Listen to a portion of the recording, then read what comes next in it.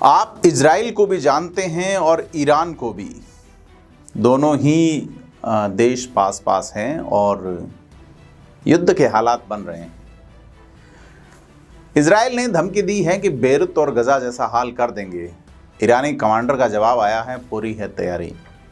आज बात करेंगे क्या इजराइल, लेबनान, ईरान, यह सारी जो देश हैं, ये जो सारी कंट्रीज हैं, इसके बीच अगर यह जो छोटे छोटे बैटल्स हैं वो एक बड़े वॉर में बदलते हैं तो दुनिया में तेल की कीमतों पर क्या असर पड़ेगा, खास करके भारत में। नमस्कार, मैं प्रदीप हूं, आप थिंक 360 देख रहे हैं। तो जैसा मैंने बताया कि ईरानी कमांडर ने कहा है कि तैयारी पूरी है इस धमकी के जवाब में, जिसमें इजराइल ने कहा है कि गाजा जैसा हाल करेंगे। और इजराइल की ओर से लेबनान और गजा में बमबारी जारी है। ऐसे में ईरान को लेके रक्षा मंत्री योआव गैलेंट ने ईरान को चेताया है और कहा है अगर इजराइल को इस्लामिक रिपब्लिक नुकसान पहुंचाना चाहता है तो उसका हाल भी गजा या बेरूत जैसा हो सकता है। तो रक्षा मंत्री गैलेंट के बयान के अलावा ईरान की Islamic revolutionary guard core IRGC नौसेना के कमांडर का एक बयान भी गौर करना बनता है, जिसमें उन्होंने कहा है कि हम किसी भी स्थिति के लिए, किसी भी तरह की स्थिति के लिए तैयार हैं, यानी कि युद्ध होता है तो हो जाए। और चूंकि ईरान ने हाल ही में इजराइल पे कुछ मिसाइल हमले किए हैं, उसमें रक्षा मंत्री ने कहा कि ईरान ने इजरायली वायुसेना के 2 अड्डों को निशाना बनाया, लेकिन ईरानी एयरफोर्स के किसी भी साजो सामान या विमान को नुकसान नहीं पहुंचा सके। और इजरायली रक्षा मंत्री ने यह कहा कि जो नुकसान पहुंचाना चाहते हैं, रोकना चाहते हैं, उन्हें देखना चाहिए कि हमने बेरूत और गजा में क्या कुछ हासिल किया है। अब सारा ये जो तनाव बढ़ रहा है इजराइल और ईरान के बीच, उससे सबसे ज़्यादा असर जो है वो कच्चे तेल के बाज़ार पर पड़ेगा। इसकी वजह से दुनिया भर में तेल की कीमत काफ़ी बढ़ सकती है। जी हाँ, लड़ वो लोग रहे हैं, आपके हमारे जेब पे भार आ सकता है।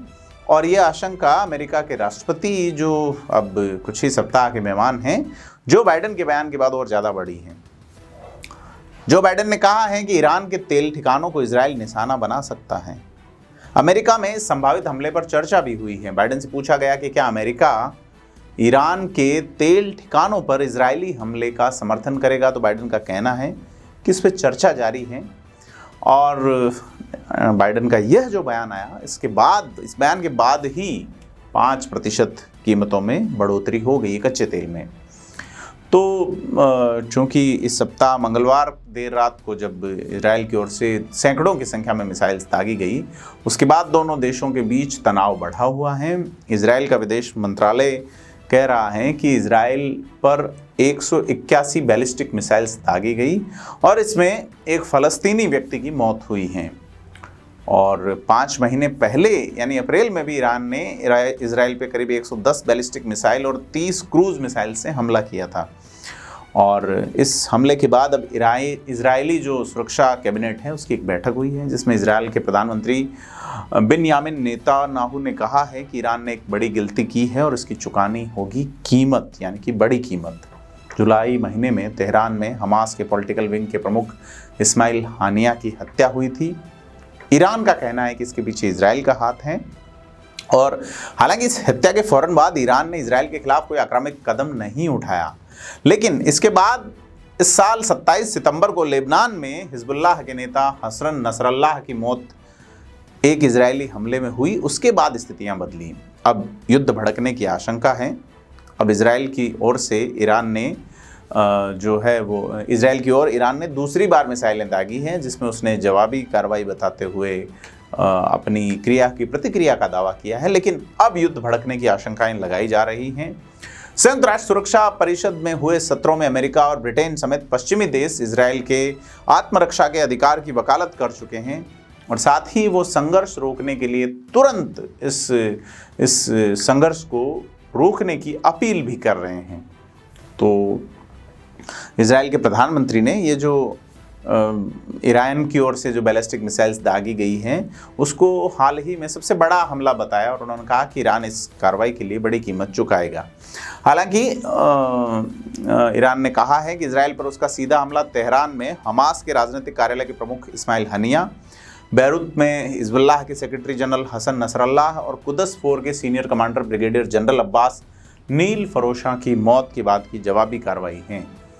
और यह सारी चीज़ें जो है ईरान की ओर से लगातार बयान आ रहा है, जिसमें नेवी कमांडर का मैं जिक्र कर चुका हूं। उन्होंने कहा है कि आग से खेलने वाले नेतन्याहू यानी कि इजराइल के प्रधानमंत्री, उनके लिए हमने अलग अलग योजनाएं तैयार की हैं। अब IRGC navy commander rear admiral Ali Reza Tangsiri ने ईरान की अरबी भाषा के न्यूज़ चैनल जो है अल आलम सेदाव सीमा से भी बात की है और उन्होंने दुश्मनों को कहा है कि यदि वो आग से खेलना चाहते हैं तो उन्हें निपटना होगा। तो कुल मिला के यह जो सारी चीज़ें हैं यह असर करेगी पूरी दुनिया पे, यानी खास करके तेल की कीमतों पे। बड़ा हिस्सा ईरान कच्चा तेल सप्लाई करता है। अमेरिका राष्ट्रपति बयान के बाद ये जो चीज़ें आई हैं, क्योंकि यह सारी स्थितियां अगर बनती हैं जिसमें तीनों सेनाएं यानी कि थल सेना, नौसेना, IRGC कमांडर के जिस तरह से बयान आए, ये तमाम चीज़ें जो है यह अगर किसी बड़े युद्ध की ओर जाते हैं तो पूरी दुनिया में उसको अलग नज़रिए से न केवल देखा जाएगा, बाकी अलग अलग लोग अपने अलग अलग या अलग अलग देश अपने हिसाब से क्या ये वर्ल्ड वॉर में कन्वर्ट हो सकता है, ऐसी आशंका जताई जा रही है। क्योंकि दुनिया में तमाम जगह रशिया और यूक्रेन के बीच मामला चल रहा है, लेबनान इज़राइल, ईरान इज़राइल, ये तमाम चीज़ें जो है अमेरिका की ओर से सपोर्ट करना और ये सारी चीज़ें, तो यह सारी देखने के बाद लगता है कि काफ़ी कुछ बड़ा हो सकता है और उसका असर पूरी दुनिया पर पड़ सकता है। आपको क्या लगता है, हमें कमेंट करके बताएं, वीडियो को लाइक शेयर करें। धन्यवाद।